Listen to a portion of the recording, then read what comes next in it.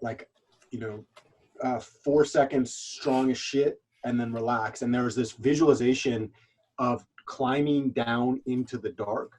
So going from a light place into a dark place.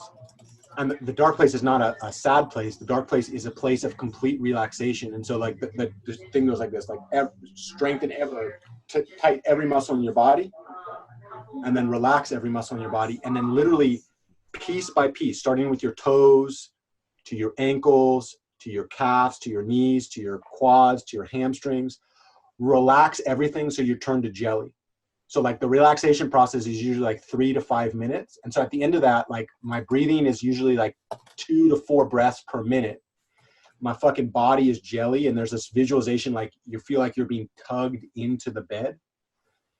And then at the end of that, one of the things that's important in psychocybernetics for the performance process is to have a what they call like a memory palace in memory studies, but a visual image of some space. So it could be like a beach. One of the ones that I really loved was a bamboo forest, either in, like, I'd never been to China, but I used to think like you could, like, those old school Chinese Kung Fu movies where you have like, there's a bamboo forest and there's like a hill and there's like about to be a battle and there's like fucking like mist. Mm-hmm. I really like that visual. And so I used to peg myself sitting on top of that hill, looking at the forest, hearing the water, and then feeling the mist, cool mist, right? And the point is to associate the feeling of relaxation with that image. So it's a mental hijacking. So what ends up happening, the reason that it's important to do this in practice is when you're in that really relaxed state, you're not feeling the psychological threat, right? And so what ends up happening is you can completely relax your body, and then you associate the image of that space with that feeling of relaxation. And if you do that day after day, week after week, month after month, the goal is when you're in performance, I don't know if you've ever heard this, that when you're in a high stake situation, one of the best things you can do is relax yourself. Mm-hmm. In sports psychology too. Yeah, there's a great book on this by Jim Lehrer and Tony Schwartz. Called The Power of Full Engagement. And they talk about, they got hired to train the best athletes in the world. And they did an analysis and they looked at like number 10 in the world and number 1 in the world. And it ended up that number 1 in the world, like everything was the same except what they did in between points. So like the way that they shot in between points, number 1 in the world was more relaxed. They breathed, they could actually video analyze them, their muscles and everything. And it ended up that the number 1 players in the world relaxed in between the points, where the number like 10 or 20 or 30, they had all the same skills and stuff, but they didn't have a way to turn off. And so they were actually burning more emotional and psychological energy when they should have been resting, right? And so like in that book, they talk about having positive rituals because you can't control your mind that often.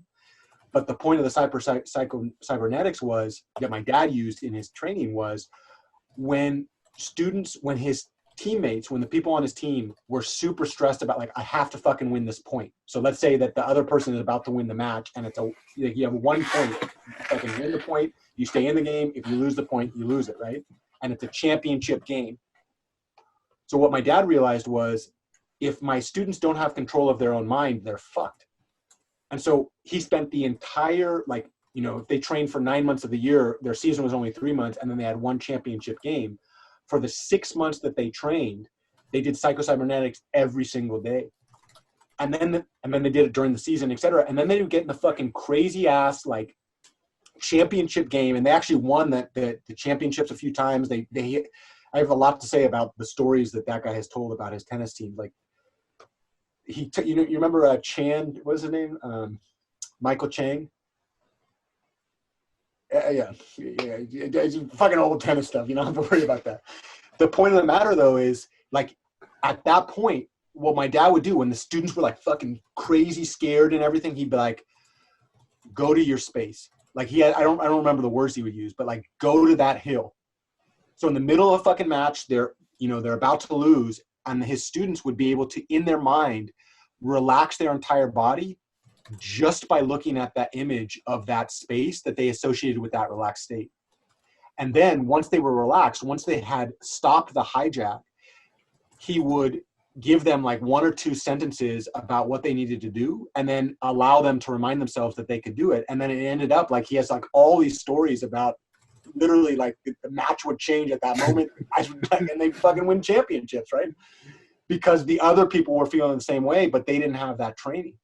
And so from the standpoint of tests, one of the things that I did for myself is using that psychocybernetics. I would get into that space, I'd get into the relax so that I could actually stop the hijack from happening. It was a proactive way to stop the hijack. But then in addition to that, I had these little talisman. So I had, one of them was like a candle that I used to light, or incense I didn't like as much because incense would fucking, where I would say out loud, I don't know if have we done this before, Steve, where you actually like do the visualization in the space?